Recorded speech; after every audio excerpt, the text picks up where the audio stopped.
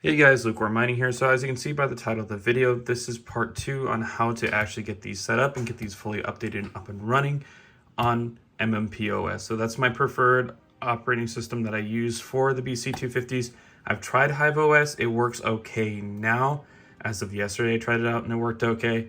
But I find that MMPOS just works, period. Even right out the box, it's pretty easy to get these things up and running. So that's my preferred OS for these things. So I'm going to go over that, how to get it started, how to get it installed, getting it up and running on these, and then some of the basic overclocks that I run on these, at least for running them on WARTHOG and Ironfish.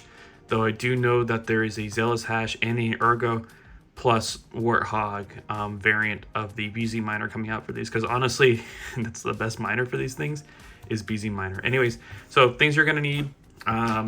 If you're doing this in the chassis, all you're going to need is a flash drive or an NVMe drive, and obviously an Ethernet cable to connect to it, and the BC250 itself. So let's get right to it. So first things first, what we're going to have to go ahead and do is head over to MMPOS.eu. That is the software that I use on my BC250s, just because I find it to be the easiest and a little bit more convenient. Plus the payment schedule on it, it's a little bit nicer than HiveOS. I don't know if you guys remember when the BC250s came out. For HiveOS, they had a different payment plan for them because of how they used to have it formatted for. It was per CPU and then a certain number of GPUs, but these had a CPU and a GPU in each one, so it made them inherently too expensive to run on HiveOS. So that's why I kind of started with MMPOS, and that's also why I've stuck with MMPOS. MMPOS has been updating specifically for these BC250s for a while now, so not really any issues with them now. It kind of just plug and play with the latest update from MMPOS. So anyway, so how to get started on MMPOS is you have to make an account with them. It's email, password, all that stuff, yada yada. You'll get a blank dashboard with no rigs in it. You can look over here. I'll show off my rigs real quick that I have up on MMPOS. So each one of these is one of those BC250s. As you can see, we are currently missing one. That is because it is sitting on my desk right now. And we'll be adding that one to this list. So what we're going to go ahead and do is jump up to Get MMPOS. And as you can see here, there's autoconfig, netconfig, VPN, all that jazz. The two things that we're going to worry about here is going to be autoconfig and Get MMPOS. So what autoconfig allows you to do is set a rig hostname beforehand. As you see, I have a naming scheme for these as I add maybe potentially more BC250 boxes. I'm going to expand a little bit on my naming scheme for them. But for now, we'll name this one BC250_12. And you don't have to do this. Autoconfig is not required in order to make it work. It's just something that you can stick on the USB stick or on the NVMe drive, whichever one you're using. And then rig password, it's going to be the default miner in MMPOS. So you should definitely change this stuff. But if you have a pretty secure local network, I don't see any reason that you need to. But I always recommend changing it anyways. This is how we're going to actually access this miner through SSH. So these do, like HiveOS, have remote terminal into the miner. I find it to be really laggy and slow compared to just using PuTTY or WinSCP, and we're actually going to use WinSCP to do something, and maybe in a later video, but I'll give you guys a little sneak peek of what that is. But anyways, going back around, we're going to go ahead and download MMPOS, and we're also going to download etcher.io. So Balena Etcher is a flashing software, so it's going to let us take our ISO file and flash it onto your NVMe or your USB stick, and lets us have the OS on it. So you're going to need Etcher as well.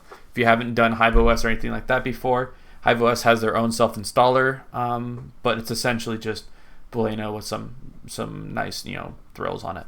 So we're going to go ahead and download that now. Alrighty, so once you have the image downloaded and unzipped, and you've also grabbed Balena Etcher, what you're going to go ahead and do is select the image from right here. I already have it pre-selected on mine. You're going to go ahead and hit target. So what you're going to go ahead and do now is go and grab a USB stick or your NVMe drive and plug it in. Should be pretty simple.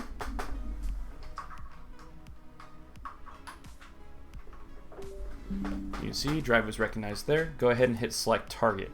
So as you can see right here, here's our USB stick. If you're using an NVMe drive, it may not show up here when you do it. You either might have to initialize it with like FAT32 or NTFS, just make it so the system can recognize it, or you can hit show hidden and it will show up in here.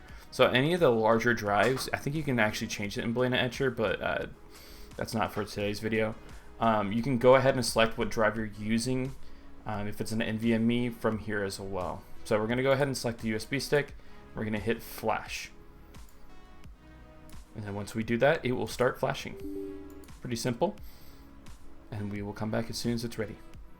Alrighty, so once the flash shows as complete, we're going to go ahead and do is remove the drive and reinsert it. I've noticed that it has a little bit of issues once it's reformatted the drives with like auto-populating into like Windows Explorer or whatever operating system you're using. So that way it gives it a little bit easier to refresh. You're going to go ahead and do is go into any of the accessible drives. So on mine it says drive G is still accessible. You can see the other formatted disks as well. You just won't be able to access them. We're going to go ahead and do, as I've already done, is drop your autoconfig.txt in here, and you're good to go. You can take this and slap this into your BC250 and it will start installing MMPOS and get it up and running. Now this autoconfig is not required. I'm going to show you how to connect to the machine if you don't use the autoconfig.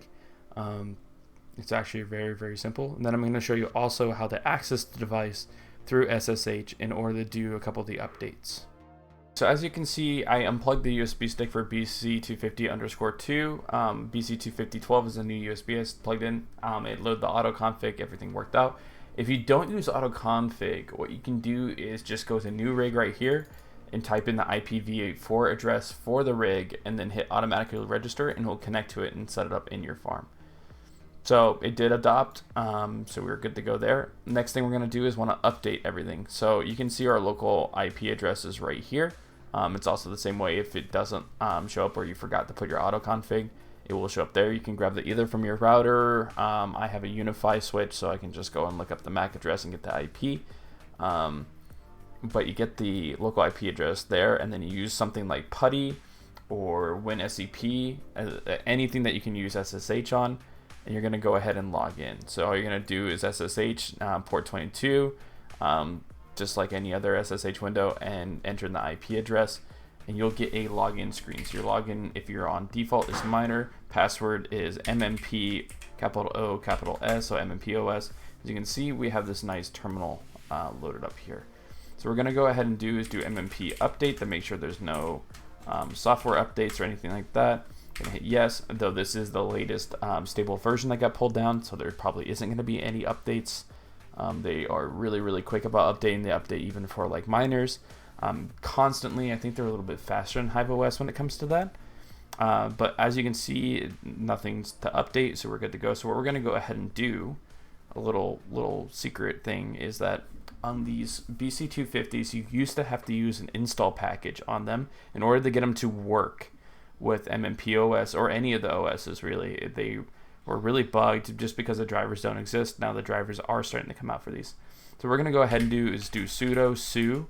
So it's going to give us our root account, and we're going to go ahead and run this command, which is mmp update bc250.sh. So what this is going to do is actually grab the latest BIOS for the BC250. Think of this kind of like flashing VBIOS on your AMD cards. It's going to go ahead and download it. Right now I'm creating a backup. And then we're going to install the current BIOS, which most of the cards are shipping anywhere with from P1 to P3 on the BIOS. The most up-to-date one is 5. So this is going to be your little sneak peek into this. Once you do this BIOS update, you're on the latest version. It tends to run a little bit less on wattage. Version 4 seems to have more wattage.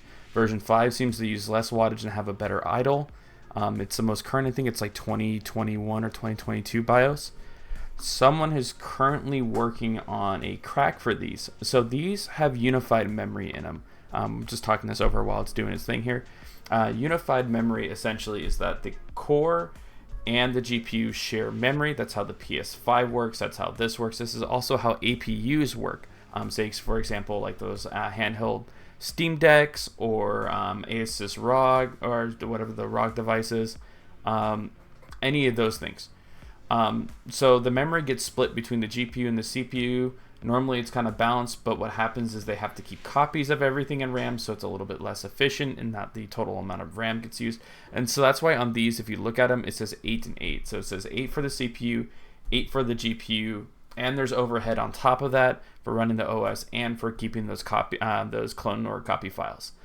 What it looks like is someone has found a way to crack the CBS on it and the UMA, or the Unified Memory Access, and allow you to give memory to any of them and set the specific amount. So for example, on the GPU, I'll put a screenshot up, you can set it all the way to 12 gigs for the GPU and 4 gigs for the CPU. Now it doesn't register right now in MMPOS or HiveOS. It doesn't register any miners. Though I am working with, looking around and working with people, seeing if it is possible to enable that. Because if UMA is available, it means that something like WARTHOG or any of those coins like that, at least for BC250s, might be able to just adjust its RAM as it needs in order to fully optimize. Also allows you to optimize the BC250s for basically any currency. If there's a algorithm that really likes tons of memory, it can go ahead and move over and put more memory into the GPU. If it doesn't need it, then it can remove the memory and move it over to the CPUs, and the CPU can go mine some other CPU coin with that requires more memory. It also changes the bandwidth and stuff like that. So as you can imagine, it allows a lot more adjustability to the BC250. And that's kind of the reason why I'm doing it.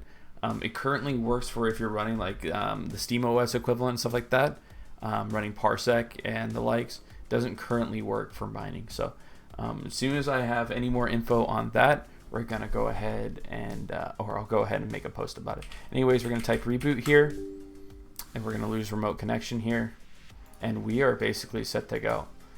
So now when it comes to the profile that I use for BC for the BC250s, I go ahead and run this on them for Ironfish and Wart. Is I go and set the memory tune, because these do smart memory tunes, to ETH hash, the absolute core clock to 1280, and voltage at 730. That's just what I found works the best when I'm mining Ironfish and Warthog. 725 is at least what hashrate.no says. I'm gonna be honest with you guys. I think that hashrate.no is a good starting point. It is not to be taken as gospel. Everyone's got a different silicon lottery. Every GPU is a little bit different. Some like more memory, some like less memory. And that's kind of where the fun in a lot of mining is, that I think a lot of people forget, is it's not really set and forget for a lot of stuff, at least on initial setup. You need to find what some cards work at. So like half my cards don't work at 725. A ton of my cards work, or basically every one of my cards works at 730. There's only like 2 or 3 cards that run at 725. So they run a little bit more efficient. But when it's a little bit more efficient across 12 GPUs or 24, or someone even says they have 10 cases of this stuff, it adds up. That could be an extra couple cards. That could be some extra profitability that you're missing out on.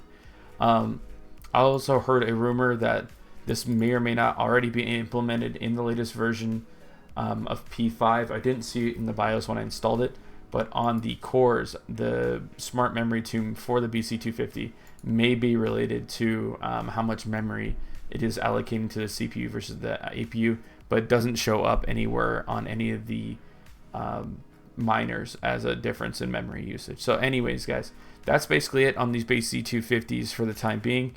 Till I have some updates when it comes to the software, I will let you know. But that is how you set up MMPOS on the BC250s and my overclocks that I personally use for Ironfish and Warthog.